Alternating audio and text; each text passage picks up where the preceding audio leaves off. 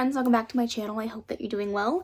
Welcome to another video and welcome back to my fall TBR. I am never great at doing these TBRs. I'm great at filming them, fantastic at that, but not always as great as fulfilling the books that I want to read. But this time I'm going about it with a different approach. I am pulling books that are very fall autumnal vibes that I am interested in, that I want to read, but I am not in any way obligated to get to every single one of these books. I just want books that I feel like are going to fit the season to pull from when I'm in the mood for a seasonal read. So that being said, of course, I have them set up into sections, one of which is romance, because you guys all know I'm in my romance era, and that's pretty much all I'm reading. But I always find that in the fall, I'm more drawn towards fantasies and fantasy romances, so I also pulled quite a few of those to choose throughout the next 3 months, and hopefully I can get to a good portion of these. Maybe not all of them, but a good portion of them. So without further ado, let's get into it. So I'm going to start with books by the same author, and that is Clarissa Broadbent. I do own the first book in all 3 of her series, and I would like to venture into those series. So we have Slaying the Vampire Conqueror. This is the first book in a collection of standalones written by different authors, but I believe they're all set in the same world. I could be wrong about that, but I do know I am reading this one in September for a book club read, so I know for a fact it's going to get read, and it definitely is giving me fall vibes. I don't know anything about this book other than the fact that it has something to do with vampires, and I know it's a romance, so I'm really curious to see what I'm gonna think of this. And then of course I have Daughter of No Worlds. This is the first book that I bought by this author, and I still haven't read it. It's definitely been on my list of things that I've been wanting to get to for quite some time, and I'm definitely curious to give this one a go. Again, I don't know too much about these ones. I just know everyone is talking about this author, and I really want to read her work. And I don't have it currently. It's actually on its way to me, and that is of course Serpent and the Wings of Night. Everyone and their mother is talking about this book, and so I'm very excited to have this one in my hands and finally move on with the series. I do own the rest of the books in the series. I just don't have the first book, so of course I'll pop a picture up on the screen, but it's definitely one that I want to read without a doubt because I need to know what the hype is about. Everyone and their mother is raving about it from the rooftops, so I need to jump on that train before I get left behind. Up next, I want to talk about a series that I've been meaning to continue for a while, and I'm a little nervous because it's a thick boy. And that is, of course, The Well of Ascension by Brandon Sanderson, the second book in the Era 1 Mistborn series. I really enjoyed The Final Empire when I read it last year, I believe. It was like one of the last books I read in 2022, and I've been meaning to move on with the series, but the size of these are just so intimidating. So I'm really curious to see what I'm going to think of book 2.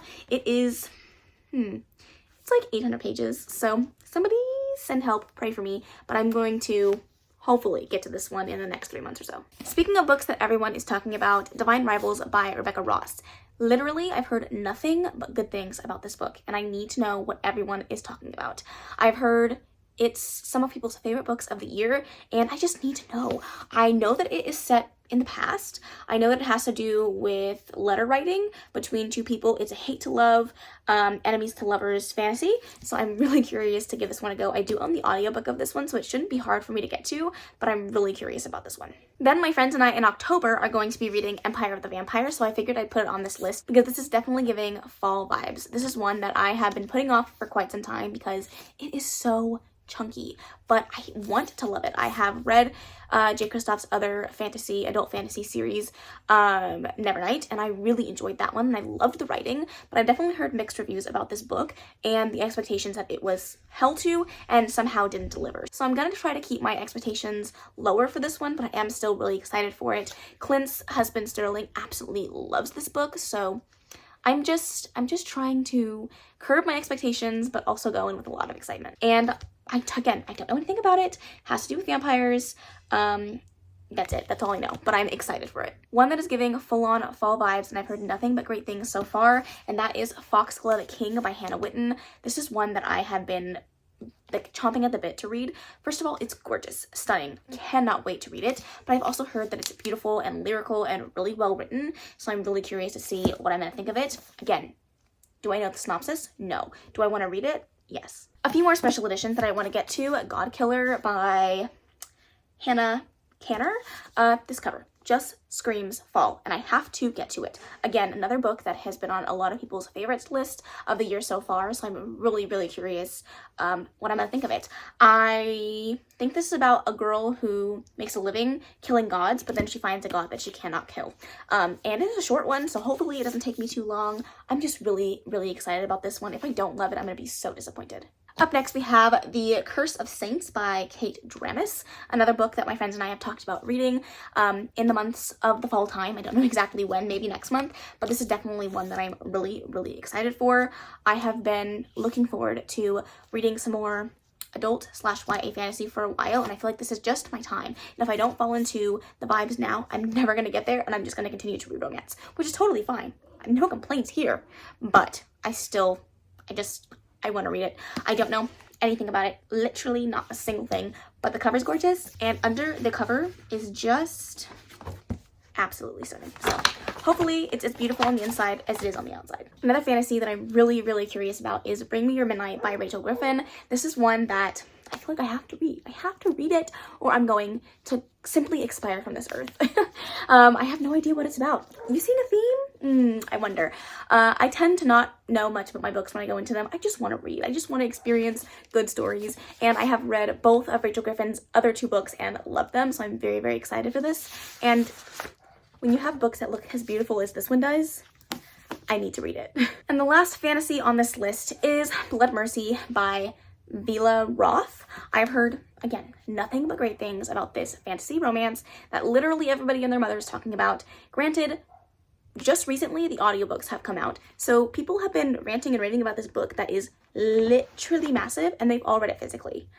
I don't know who they are, but I want to be them. So, like I said, I've heard really good things. I really want to read it. This was gifted to me by Karina, so thank you so much, Karina, for adding this beauty to my shelves, and hopefully I can listen to the audiobook because no thank you, and enjoy it quite a bit. We are officially moving on to romances, and these are all of the romances that I'm hoping to pick up. These ones I'm more likely to get to than the fantasy, just because it takes me a while to pick up a fantasy book, but these ones are at the top of my list for romances. The first one being One Last Rainy Day by the Queen, Kate Stewart.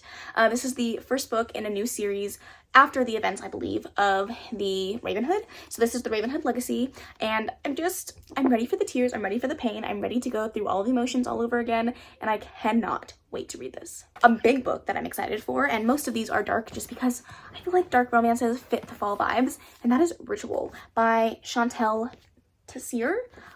I don't know what this is about. I don't, but I need to read it. The cover? Stunning. Everything I could want. It actually reminds me of the cover for That Sick Love, and if it's anything like that, I need to read it immediately. So this is one that is definitely high on my priority list, and again, this is a gift from Karina, Dana, and Nikki, so thank you guys so much. I'm so very excited for it. Another gift, this one is from Nikki. I would love to read Losers Part 1 by Harley Laroe. I have read the little novella that comes before this series, The Dare, and I'm very curious about the full-length novel. This is a Why Choose bully romance, I think, probably, maybe, I don't know. I'm just excited to give it a go. I've heard nothing but great things so far, and the audiobooks just came out, so even more of a reason for me to pick them up. Then I have two books in this series, and I'm only putting the first book on here because I don't know if I need to reread book 1 in order to understand book 2, but that is the Corrupt series, the Devil's Night series, yes, the Devil's Night series by Penelope Douglas. I have Corrupt and then Hideaway. I think this is the second book, but I could be wrong. This is definitely one that I want to continue on with. I read Corrupt a while ago, I think in 2021. It's been a long while, and it's definitely time that I pick up the next books in the series. These are very, very dark romances, but I'm excited to get back into this world. I've heard nothing but good things about the remainder of the series, so I'm really excited for it. Up next, we have another continuation in a series, and that is Radiant Sin by Katie Robert, the fourth book in the Dark Olympus series. I think it's book 4. I could be wrong. This one is an Apollo and Cassandra retelling. These are all dark retellings of Greek myth, and I have loved every single book in this series, so I'm definitely excited to get around to this one. Also, if you guys see the autofocusing being so weird, I'm so sorry. I don't know what's going on. Up next, we have Death by Laura Thalassa, the last and final book in the Four Horsemen series. I've been meaning to get around to this one for quite some time, but for some reason, I just have not picked it up. I do really want to read the last and final book. I've heard that this is the best one in the series, but the author has been been leading up to this entire time, so I'm very curious to see what I'm going to think of it. This series has been very repetitive and very formulaic throughout the entirety of this series, so I would really, really love to love this one and give it a full 5 stars. If you guys don't know, the Four Horsemen series follows the Four Horsemen of the Apocalypse as they come down to wreak havoc on Earth, and in the process they fall in love with human women. So should be interesting to see how this all comes to fruition. I believe that all 4 horsemen will be in this book as opposed to just one, but it is following Death's story and him falling in love, so wish me luck. Then we have the next book in the Salacious Players Club series, Give Me More by Sarah Kate. From what I can remember of this one, this is an MMF book that I am just so excited about. If you guys know nothing about me, just know that I love books about sharing, polyamory, why choose, all of that shit really does it for me, and I am so excited for this one. The first 2 books in this series were incredible, and I know that Sarah Kate is going to pull through for an MMF story. So again, this does take place in the club in some aspect. I believe one of, if not both of the people are owners of the Salacious Players Club, so this should be a fun, good time, and I'm sure a fast-paced read. I'm literally chomping at the bit. Give it to me now. Friends, family, people of the internet, when I tell you this is the top of my TBR, I mean it. And that is The Heir by none other than Miss Sophie Lark, the next book in her world. This follows the children of the Brutal Birthright series, and I'm just so excited for it. I got my hands on the beautiful men covers signed by Miss Sophie Lark, which will forever be the best thing of my entire life, but I am so excited to give these ones a go. I do also plan on collecting the illustrated editions of these ones before they expire from the world, since she is being picked up by Bloom, but I think I have a little bit of time to collect the last 3 books in the series since my friends were gracious enough to gift me the first 2, so I'm really excited to get around to these ones. I hope to binge the entire series, but I'm just gonna settle on book 1 for now. And the last 2 books that are on today's list, because of course it's not long enough already, are special editions that I got in Mystic boxes. And the first one I have is Dark Notes by Pam Godwin. I am really excited to read this one. I feel like this has been on my list for quite some time. I just haven't felt the need to pick it up, but I feel like this is the perfect season to read this. This is a dark, taboo student-teacher romance that I've heard nothing but good things about. I would also like to read the other book I have by Pam Godwin that came in the same box, which is Sea of Ruin, but this is definitely one that's higher priority for me than that one, even though I need to finish that series. We're not going to talk about it. This is one that I'm really, really pumped for. I'm hoping it's as good as everyone says it is, and hopefully I will love it. And the last and final book I'm going to talk about today is The Blood and Roses, Part 1 by Callie Hart. This is another book that came in the Mystic box. It does come as a part 2 as well, but I'm just hoping to read the first 2 or 3 books in the series. They are bind-ups of shorter novellas, I'm pretty sure. I think the first 3 are in here, so if I could read at least this bind-up, I'd be so happy. And if I can get on to book 2, I'm not going to be upset about that, obviously. So I have literally no idea what this is about. It doesn't really have a synopsis on the back. It just says, once there was a boy who lived in the dark and he liked it there just fine. So obviously it's going to be a dark romance. Obviously I'm hoping to love it, and if I don't, I just might cry. Alright, that is everything that's on my fall TBR for this season. I really hope that I'm able to get to a good majority of these. These are ones that are definitely high on my priority, books that I'm really so excited about reading. And I would love to hear your thoughts if you've read any of the books I mentioned today, what you thought of them. Did you love them? Did you hate them? I hope not, but if you did, feel free to share that with me down in the comments below. If you made it to the end of this video, leave any type of fall emoji, a leaf, a pumpkin, whatever it is that you want, a ghost. Any type of fall emoji will be perfect. I really appreciate you watching this video. I really hope that you enjoyed it. If you did, please make sure to give it a big old thumbs up. Don't forget to subscribe before you leave. And of course, leave any comments, questions, and suggestions in the comment section below. And I will see you in the next video. Bye. Thanks, baby.